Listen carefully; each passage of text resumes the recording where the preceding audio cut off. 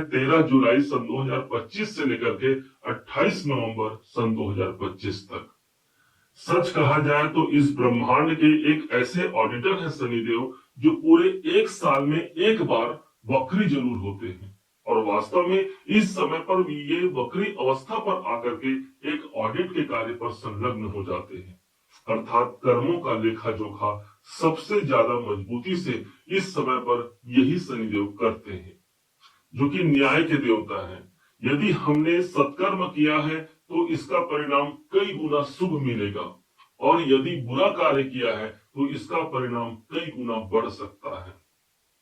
यदि आपने अपने आंसुओं को छुपा करके भी संसार के समक्ष यदि मुस्कुराया है, तो यकीन मानिए ये समय सिर्फ और सिर्फ आपका होगा।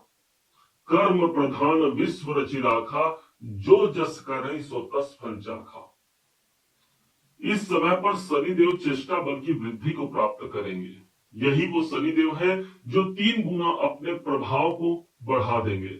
अच्छा हो तो भी 3 गुना और बुरा हो तो भी 3 गुना इनके प्रभाव में वृद्धि हो जाएगी। एक ऐसा समय जहां पर कर्मों की पुनरावृत्ति का ये समय है। न सिर्फ शनि वृश्चिक राशि के पंचम भाव पर बैठे हैं, इसके अलावा भी ये 4 घर ऐसे हैं जिनका प्रभाव सबसे ज्यादा मजबूती पर प्रदान करेंगे।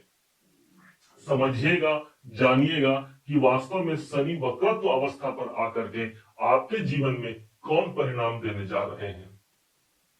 5वें घर पर शनिदेव वक्री हैं और इस कारण से हमको ये ध्यान रखना होगा कि संतान के लिए जो हमारा कर्तव्य है वो इस समय पर पूरे होने जा रहे हैं, क्योंकि शनि हमारा कर्म है और पंचम भाव हमारे संतान का होता है।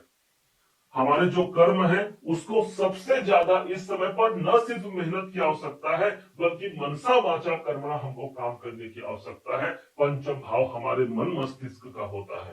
तो इस समय को सर्वश्रेष्ठ बनाने के लिए, अपने कैरियर को एक नेक्स्ट लेवल तक पहुंचाने के लिए न सिर्फ हमको सिर्फ कर्म करना है, बल्कि मन और वचन से भी हमको कर्मवान बनना पड़ेगा। ये शनि का दायित्व है और इसलिए जो काम हम कर रहे हैं इस पर सबसे ज्यादा प्रगति की प्राप्ति के लिए हमने वो काम तो कर लिया, लेकिन मन में सोच रहे हैं कि नहीं, शायद वो मुझसे पूरा नहीं हो पाएगा, शायद उस कार्य की पूर्ति नहीं हो पाएगी, मुझे लगता है कि वो मेरे लिए नहीं बना है। और बस उसी समय शनि आपके निकट होते हैं, क्योंकि वो कर्मों के स्वामी है। कर्म के रूप में सदैव वो हमारे पास रहते हैं। जब ये कहते हैं, जब सामने वाले को ये उनके अंदर कॉन्फिडेंस नहीं है कि इसका काम हो जाएगा, तो मैं भला कैसे उसे काम करके दे पाता हूं। इसलिए मन में पॉजिटिविटी रखते हुए इस शनि के वक्रत्व अवस्था में एक शुभ परिणाम को आत्मसात जरूर कीजिएगा। पंचम भाव पर है क्रिएटिविटी संबंधी यदि आप काम करते हैं, शेयर मार्केट से जुड़े हुए यदि आप कार्य करते हैं, तो ये घर आपका साथ देगा, आपका समर्थन करेगा, आपको लाभ के मार्ग तक प्रशस्त कराएगा। शनि के पास जो सबसे पहली दृष्टि है, अब उसको समझिए। प्रथम दृष्टि इनकी पड़ती है सप्तम भाव पर। शनि पंचम भाव पर बैठे हैं, सप्तम भाव पर दृष्टि दे रहे हैं। पंचम भाव प्रेम का, सप्तम भाव विवाह का। तो जो लोग प्रेम विवाह करना चाहते हैं, इन 4 महीने 15 दिनों तक जो न्याय चक्र होगा, जो कर्मों का न्याय चक्र है वास्तव में, वो इस समय पर प्रेम विवाह के कार्य को पूरा करा सकता है।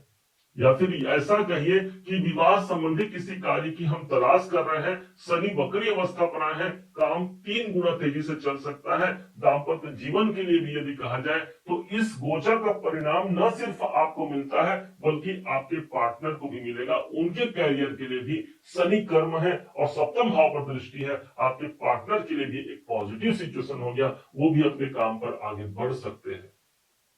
यहीं पर शनि की 7वीं दृष्टि पड़ रही है 11वें घर पर, जहां पर 6 नंबर की राशि लिखी हुई है। इस घर के स्वामी होते हैं बुध। शनि और बुध का आपस में कनेक्शन बहुत अच्छा होता है, इसलिए एकादश भाव का स्वामी इस समय पर सबसे ज्यादा मजबूती से काम करेगा। शनि की दृष्टि पड़ रही है, कोई अधूरी इच्छा इस समय पर पूरी होगी। क्योंकि शनि वक्री अवस्था पर आ रहे हैं, 7 डिग्री को इन्होंने क्रॉस कर लिया है। अब फिर से पुनः वक्री अवस्था पर आकर के पीछे की यात्रा को प्रारंभ करेंगे। और यहाँ एक समय रहेगा जहां पर पूर्व में हमने जो प्रयास किया था, पहले कोई काम किया था, उस कार्य की पूर्ति नहीं हो पाई थी, तो यहाँ सबसे बड़ी पॉजिटिविटी बनती है कि वो अधूरे कार्य हमारे पूरे हो सकते हैं। इच्छाओं की पूर्ति के लिए एक अनुकूल समय होगा। 11वां घर बड़े लाभ का होता है, और वहीं से देखिए शनि के पास जो 10वीं दृष्टि है वो भी कहीं और नहीं, द्वितीय भाव पर बन रहा है, जिसे हम धन का स्थान कहते हैं। दोनों को जरा जोड़ दीजिए, ये धन का स्थान जहां पर 10वीं दृष्टि है, और ये सप्तम दृष्टि जहां पड़ रही है वो लाभ का स्थान। कॉम्बिनेशन क्या निकल के आया? धन लाभ का अवसर निकल करके आया। और इसी कारण से शनि के वक्रत्व अवस्था पर हमारे धन का इनकम या धन की प्राप्ति का सोर्स हमारा 3 गुना बढ़ सकता है। इस बात को सदैव ध्यान रखिएगा। द्वितीय भाव हमारी वाणी का होता है, शनि हमारा कर्म है, इसलिए अपनी वाणी से भी हमको यही शब्द उच्चारित करना है कि हमारा कार्य बन रहा है, हमारे कार्य सज रहे हैं। सिर्फ आप अपने कर्म के माध्यम से ही इस शनि को आप प्रसन्न कर सकते हैं। दूसरा कोई शॉर्टकट तरीका नहीं है इस शनि को प्रसन्न करने के लिए। द्वितीय भाव पर शनिदेव विराजमान है, इसलिए आज हमको अपनी वाणी पर नियंत्रण भी रखना होगा, क्योंकि शनि ऐसा ग्रह है जहां पर हमने उस स्थान पर यदि काम कर लिया तो यकीन मानिए यही शनिदेव द्वितीय भाव अर्थात धन के स्थान से हमको जोड़ जाते हैं। यही स्थान हमारे फैमिली, हमारे कुटुंब का है। कुटुंब में कोई मांगलिक कार्य का अवसर बन सकता है, वहां से जुड़े हुए कोई कार्य हमारे बन सकते हैं। बैंकों में आपका आना जाना बढ़ सकता है इस समय पर। कोई संचित जमा पूंजी आपने रखा है, उस जमा पूंजी को आप किसी बेहतर निवेश के रूप में परिणित करा सकते हैं। ये शनि का प्रभाव हो गया। और न सिर्फ शनि यहाँ पर दृष्टि दे रहे हैं, द्वितीय भाव सबसे ज्यादा आपका जागृत होगा, बल्कि एक ग्रह और है जिनकी दृष्टि पड़ रही है ठीक द्वितीय भाव पर, और वो ग्रह है देवगुरु बृहस्पति। कैसे? तो इस समय पर गुरुदेव अष्टम भाव पर चल रहे हैं कर्क राशि के। द्विगोचर सिद्धांत के अनुसार जिस घर पर शनि और गुरु का प्रभाव एक संग मिल जाए वो घर सबसे ज्यादा एक्टिवेट हो जाता है।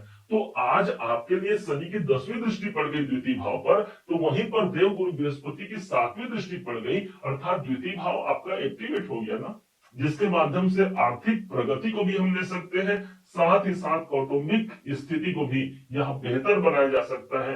आपके अपने परिवार के लिए भी एक खुशहाली का वातावरण दोनों ग्रह के द्वारा ये पुष्ट होता है। अब एक घर पीछे का परिणाम देंगे शनिदेव, तो वो कौन सा घर है? तो ये बैठे हैं पंचम भाव पर, चतुर्थ भाव पर इनका प्रभाव आ गया। पिछले 2.5 साल तक ये चतुर्थ भाव पर ही थे जब आपको शनि की अढ़ैया लगी थी, और 29 मार्च को समाप्त हो गई। अब पुनः फिर से ये जो समय होगा, फिर से शनि का प्रभाव चतुर्थ भाव पर पड़ेगा। मन में भय आ रहा होगा कि भाई फिर से क्या वो अढ़ैया का समय आएगा? नहीं, इस बात को जरा समझिएगा। अढ़ैया या फिर 7.5 के प्रभाव को वही व्यक्ति तकलीफ और कष्ट प्राप्त कर सकता है जो अकर्मण्य है। हमने अपना लक्ष्य निर्धारित कर लिया है और उस लक्ष्य के लिए आप बढ़ रहे हैं। यकीन मानिए शनि का वक्रत्व अवस्था पर आना, एक बार शनि ऑलरेडी 2.5 साल इस हाउस पर काम कर चुके हैं, अब दोबारा फिर से वो उसी घर पर काम करेंगे, अर्थात उस घर की जागृति होगी। कोई काम आप देख लीजिएगा, अगले 4.5 महीने का समय रहेगा जहां पर आप भूमि, भवन, वाहन, मकान और गाड़ी संबंधित कार्यों से आप जुड़ सकते हैं। कोई काम आपने किया था घर से जुड़ा हुआ जो अधूरा रह गया है, कोई जमीन जायदाद का काम है जो अधूरा रह गया है, इस समय पर फिर से वो पुनरावृत्ति होगी, फिर से आप वहां जुड़ने वाले हैं, क्योंकि शनि डिले के कारक हैं। यदि हमने प्रॉपर्टी बनाने में या खरीदने बेचने या किसी भी प्रकार से हमने प्रॉपर्टी संबंधित कार्य में कोई रुकावट देखा है, तो ये समय है वहां ज्यादा जल्दी से आप निरंतर उस कार्य पर काम कर सकते हैं। 4.5 महीने का समय रहेगा, और इस प्रकार यही शनि का प्रभाव पंचम भाव पर आपके लिए एक शुभ परिणाम को लाता हुआ एक ऊंचाइयों तक ले जाएगा।